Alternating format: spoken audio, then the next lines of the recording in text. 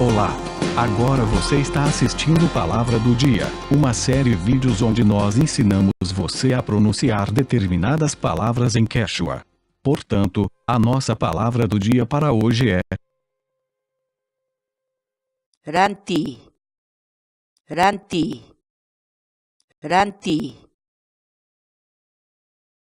em português, a palavra Quechua Ranti, significa comprar, adquirir alguma coisa por dinheiro. Por exemplo, rini panetong rantir.